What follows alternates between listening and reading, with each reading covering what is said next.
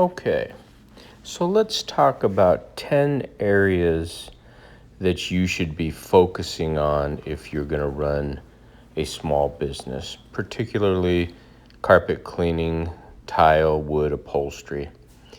In the background, you'll be watching me clean another one of these condo units, very simple units to clean. I routinely do these. I have two big buildings that are very similar to one another, and they're high-end units. You get a lot of business and corporate people that probably stay for 3 months, and then they have to turn over the unit, which means I'll be cleaning it for the next tenant. And you can see most of the time these are fairly clean units. Obviously, by company regulation, they're required to clean and disinfect all the units before the next tenant. So I will be using the small 12-inch orbiter. I'll use microfiber, solid microfiber pads. I will be pre-wetting those as well. And I'm using Green Dragon with a few ounces of Kaput, which is ClO2, which is going to disinfect everything. It's just 2 rooms here, and then I've got about 7 more of the exact same models to do in the same building, thank goodness.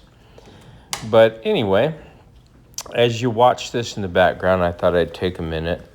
I have a longtime subscriber who, and he knows who he is. I'm not going to mention any names here, but he's doing fairly well. But he has contacted me, reached out to me, and it gets slow around this time of year for everyone if you are new. Once you've got 10 years under your belt, you're always going to have something going, and you're also going to understand some of the concepts that we understand in the industry. Excuse me. So what he was mentioning is, what do I do? I need more business. What should I be focusing on? He did put a little bit of money away for, December and January, thinking that it may be slow, a little bit slow this year, which was good on his part. So he's got extra time on his hands. Sometimes when you're new in business, the extra time feels like you're missing out or you're taking a day off work. And that's just not the case. Sometimes if I get a week off in a row, I'm excited. I don't sit around and panic. I enjoy my time off. And I also spend that time learning. I love to read books. I've loved YouTube over the past 10, 12 years. There's a lot of information you can get off of YouTube. So I had asked him, so what are you doing with your time? And he says, well, I'm watching a lot of YouTube videos for the business. I said, oh, fantastic. That's great. What kind of videos? And he replied, I'm watching, and I won't name the people because most of you that are in the business or trying to learn the business or just routinely watch carpet cleaners, you'll recognize all the names. A lot of these YouTube people will watch different various people. They get recommended. So I said, oh, that's great. So what are you learning? And he says, well, I'm learning, technique, machines. Basically, everything he's learning is operational, I should say. Because if you just watch other people clean carpet, I always say, I'm not a trainer or a coach. I don't have a course, but you can copycat or duplicate what I do. I pretty much always put a link in the description where you can get the same products I use, the same equipment. You can watch how I use them. You can see how I'm pre-spraying. There's no mystery. So operational, you could probably duplicate what these carpet cleaners are doing. And you can identify who's successful and maybe who's not. But anyway, the thing that I gathered from that was, what do I do? And what did I do to not get to the level I'm at, but to help somebody else to grow their business? I've been doing this full time for quite a while. I don't rely on any other source of income. And so I thought about it, and I thought, do I watch other carpet cleaners?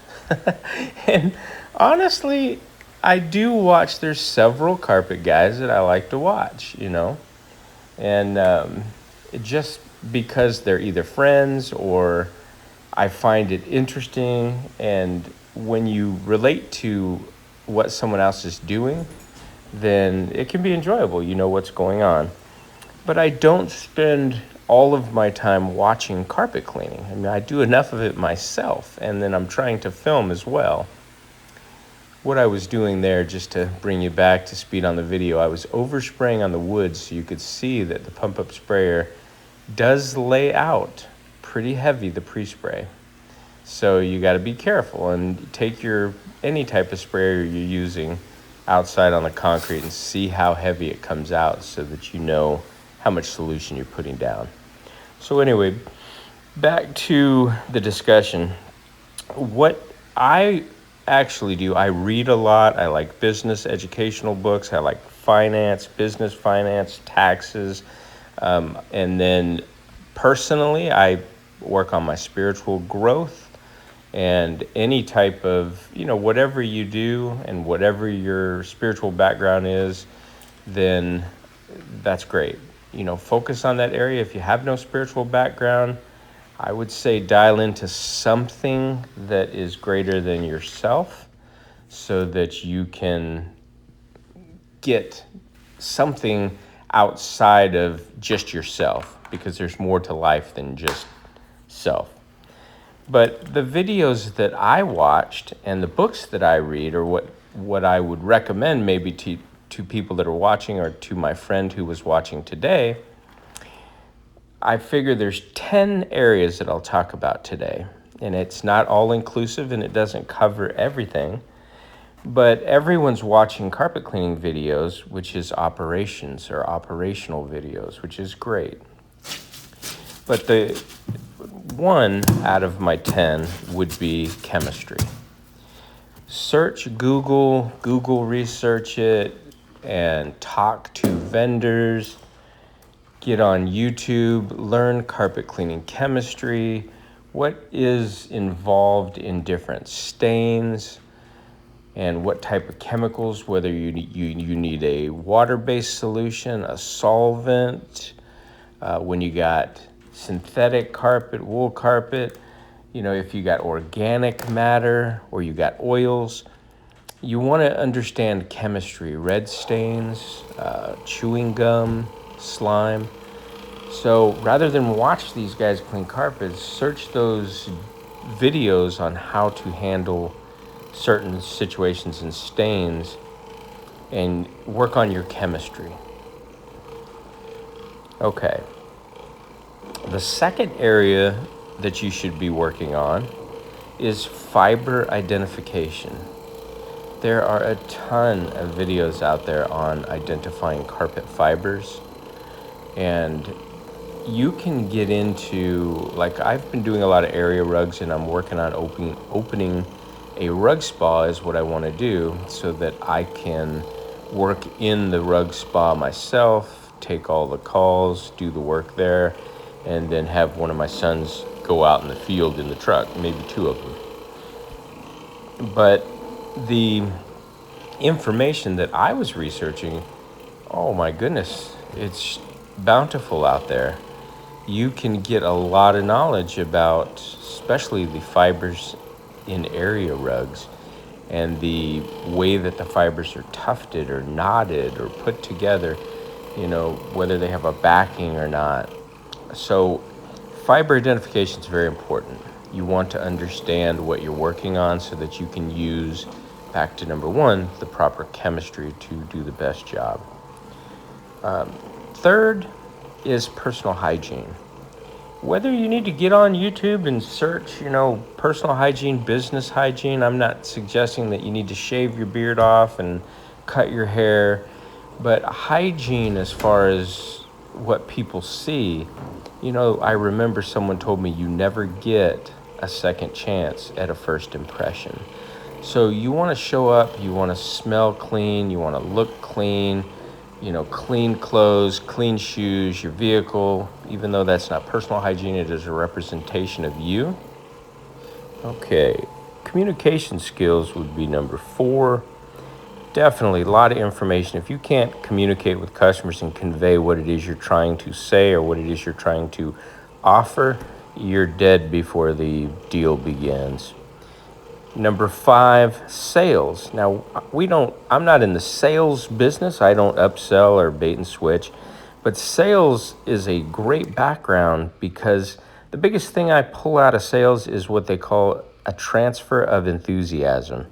Your customer, your client picks up on how excited you are about something, and that transfer of enthusiasm can transfer straight over to them, and they get excited about it, and then you're off and running. 6 is marketing. You got to know who your target audience is, how to reach them, what you're going to offer, what your unique niche is going to be. So tons of information out there on marketing. Number 7 is SEO, search engine optimization. Google, your organic Google space, your Instagram, your Facebook, TikTok, YouTube, whatever it is you have, all of that is very important to the growth of your business. The more people see your business out there and can identify with it, the more you're talked about and the more business you're going to get and the faster you're going to grow, as well as website design and optimization.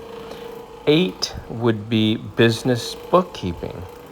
Lots of great information. There's a lot of young guys that are just out of college that have YouTube pages that go into great depths and tell you how to run a service business, whether you do an LLC, sole proprietor, whatever you do, the bookkeeping is very important.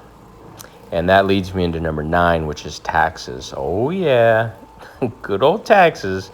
You got to plan ahead. As you know, as a personal business owner, you're going to pay 15.3% business tax, self-employment tax. That's on top of any federal tax.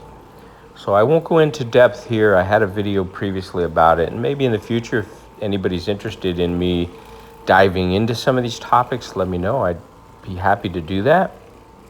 I'm not a professional tax person or bookkeeper. I've just been doing business for a long time, and I understand and have went through the pitfalls and can help you prevent going down that path and get set up correctly. So yes, taxes. And then 10 I kind of touched on. 10 would be my last one. Or I'm sorry, 8 was business bookkeeping, 9 is taxes, 10 is spiritual growth.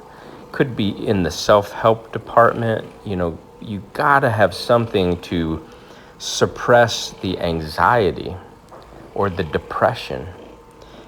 It's real, guys and girls. It's out there. I'm not immune to it, and neither are you. And there's always going to be pressures. Life's not meant to be just all ups, ups, ups. There's ups and downs. There's ebbs and flows. Some say the yin and the yang. So you got to be prepared for that as well, because that's destroyed a lot of businesses and a lot of personal individuals.